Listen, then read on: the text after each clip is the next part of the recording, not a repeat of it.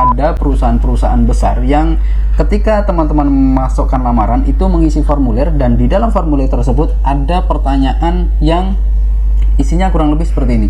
Apakah Anda memiliki keluarga, kerabat, atau teman di perusahaan ini, misalkan itu. Lalu kemudian jika ada, sebutkan namanya, terus kemudian jabatannya atau bagiannya, lalu nomor teleponnya.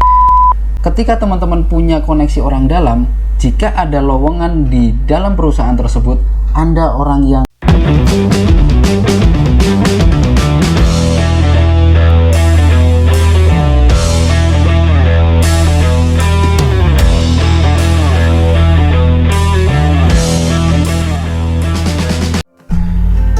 Assalamualaikum warahmatullahi wabarakatuh. Selamat datang di channel Obipo. Apa kabarnya? Semoga dalam keadaan baik dan sehat selalu. Video ini merespon banyaknya komentar di video channel saya yang membahas mengenai rekrutmen calon karyawan sebuah perusahaan, di mana rata-rata berkomentar bahwa faktor yang paling mempengaruhi seseorang pelamar diterima atau tidaknya di sebuah perusahaan itu adalah faktor orang dalam. Lalu sebenarnya apakah memang benar orang dalam ini sangat berpengaruh terhadap calon pelamar bisa diterima atau tidak ya? Ikuti terus video ini dan jangan lupa subscribe apabila video ini bermuatan hal positif dan bermanfaat.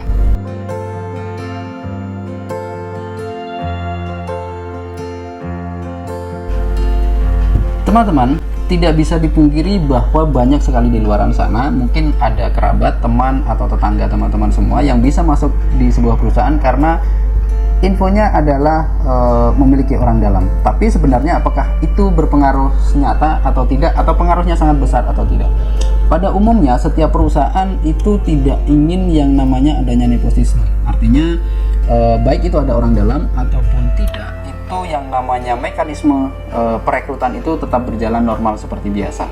Terlepas daripada itu, memang ada perusahaan-perusahaan besar yang ketika teman-teman memasukkan lamaran itu mengisi formulir, dan di dalam formulir tersebut ada pertanyaan yang isinya kurang lebih seperti ini.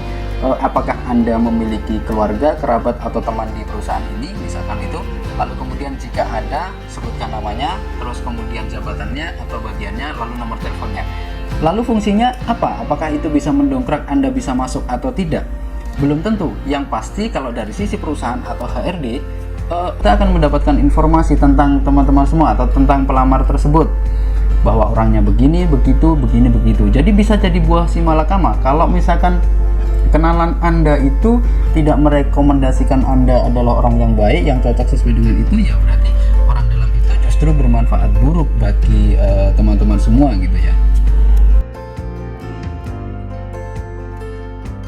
Tetapi manfaat yang nyata ketika teman-teman memiliki orang dalam adalah bukan bisa memasukkan atau tidaknya, tapi yang pasti ini ya, yang pasti adalah satu, ketika teman-teman punya koneksi orang dalam, jika ada lowongan di dalam perusahaan tersebut, Anda orang yang lebih tahu duluan, Anda yang dikasih tahu duluan oleh teman Anda, yang misalkan katakanlah nitip, nanti kalau ada lowongan di sana kabarin saya ya. Itulah manfaat yang pasti, yang pertama. Lalu kemudian yang kedua, jika memiliki orang dalam, teman-teman katakanlah bisa nitip lamarannya untuk masukkan dan lain sebagainya. Kemudian ketika ada info-info terkini, katakanlah lamarannya itu kurang atau persyaratannya ini itu, teman-teman bisa lebih tahu duluan, sehingga calon pelamar tersebut bisa tahu lebih rinci dan peluangnya lebih besar. Jadi kalau ada pengumuman, ada lowongan, atau ada pengumuman seleksi, terus kemudian ada pengumuman pemberitahuan seleksinya, itu tahu duluan gitu. Itu yang manfaat yang pasti ya.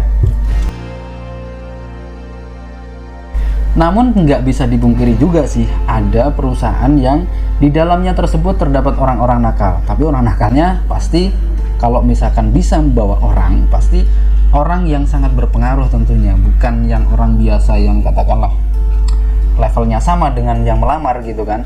Kalau yang levelnya sama yang melamar ya hanya bisa merekomendasikan, katakanlah, oh saya punya teman anaknya baik, kayaknya cocok di posisi ini gitu kan, bisakah Pak di interview dan lain sebagainya gitu kan.